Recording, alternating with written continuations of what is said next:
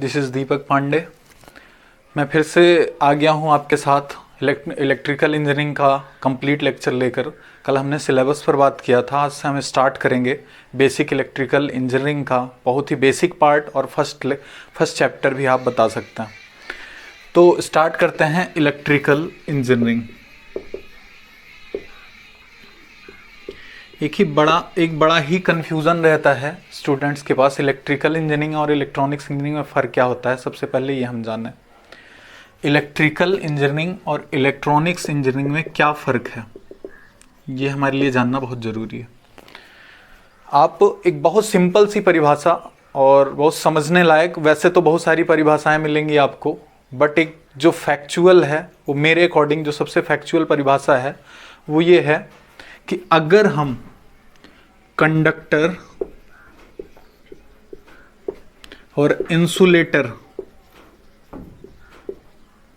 इन सब से होकर करंट फ्लो की स्टडी करते हैं, चालक और कुचालक से होकर करंट फ्लो की स्टडी करते हैं, तो वो स्टडी हमारी इलेक्ट्रिकल इंजीनियरिंग कहलाती है।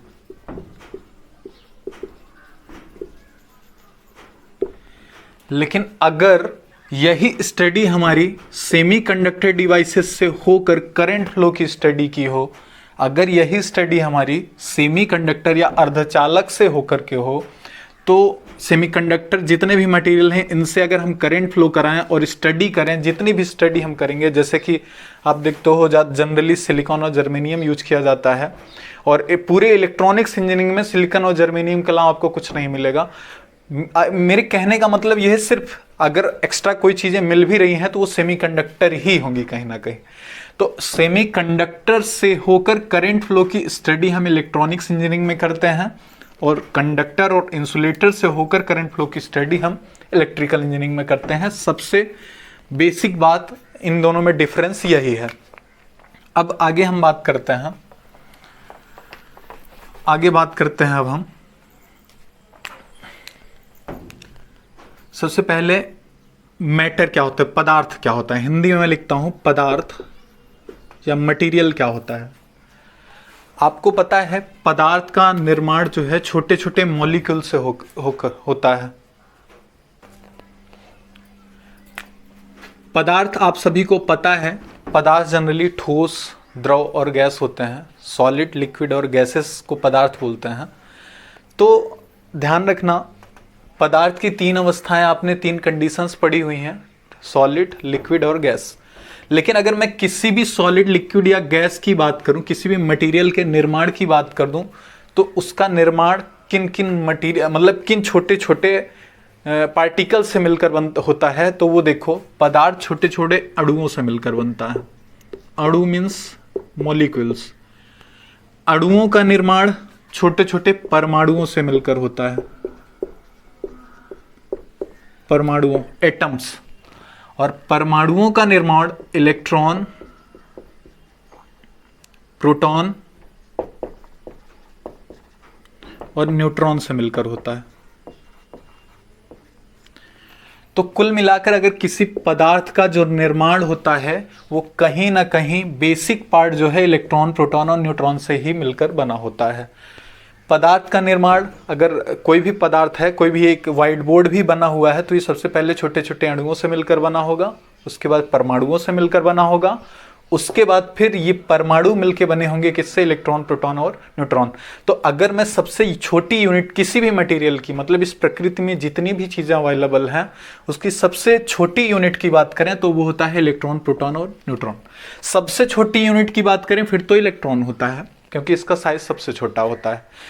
तो इस तरह से सब बेसिक यूनिट्स हमारे पास क्या है, इलेक्ट्रॉन, प्रोटॉन और न्यूट्रॉन। और इन्हीं के आधार पर, इन्हीं छोटी छोटी राशियों के आधार पर हम ये निर्धारित करते हैं कि कौन सा पदार्थ हमारा कंडक्टिव नेचर का है, चालकीय नेचर का है, कौन सा अर्धचालकीय नेचर का है, या कौन सा विद्युतरोधी नेचर का है। तो हम स्टडी करेंगे इलेक्ट्रॉन, प्रोटॉन और न्यूट्रॉन के बारे में। एक्चुअल में हम एक परमाणु से स्टार्ट करेंगे, एटॉमिक स्ट्रक्चर की बात करेंगे। तो हम एटॉमिक स्ट्रक्चर देखते हैं किस तरह से होता है, एटम का स्ट्रक्चर किस तरह से बनता है और क्या क्या स्पेसिफिकेशंस होते हैं।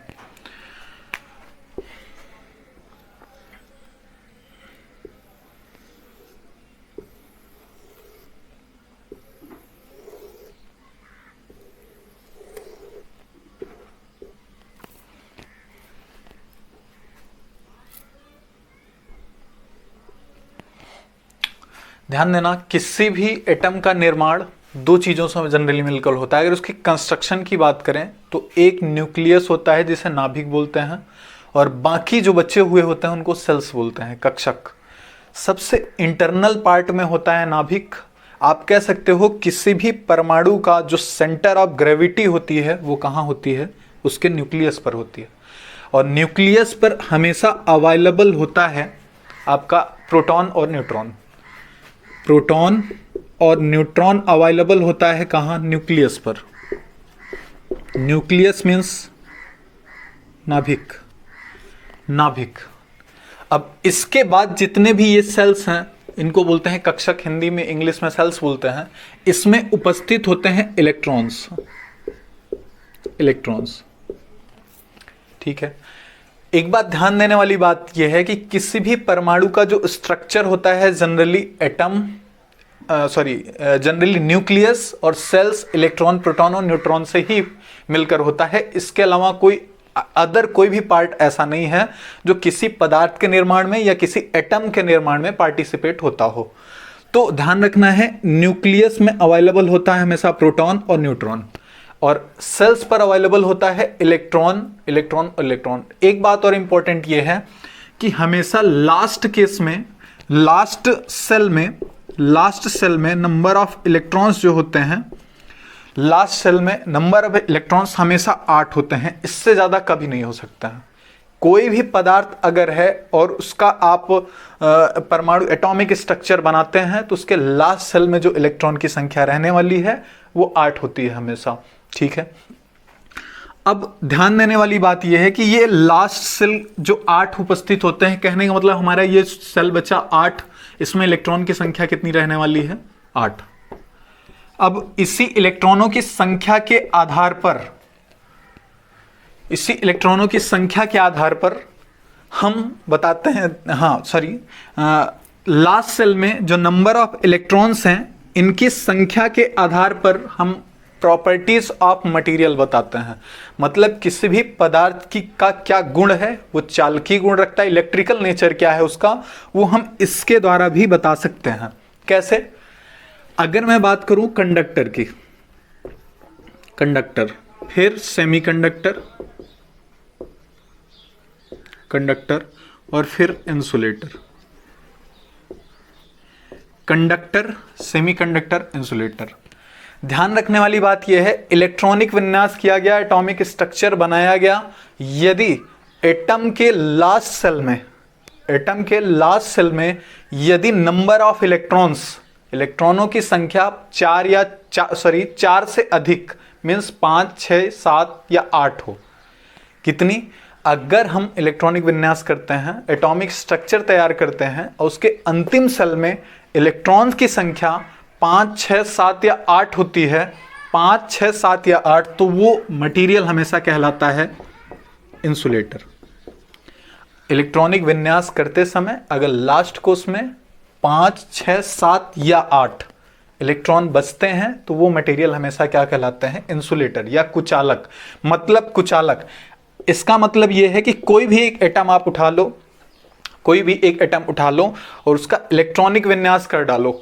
इलेक्ट्रॉनिक विन्यास करने के बाद अगर लास्ट में इतना ये अगर बच जाता है तो ये एटम ऑब्वियसली क्या रहने वाला है, इंसुलेटर रहने वाला है। कहने का मतलब अगर आप इन मटेरियल से अब करंट फ्लो कराना चाहेंगे तो कभी पॉसिबल नहीं होगा, ठीक है।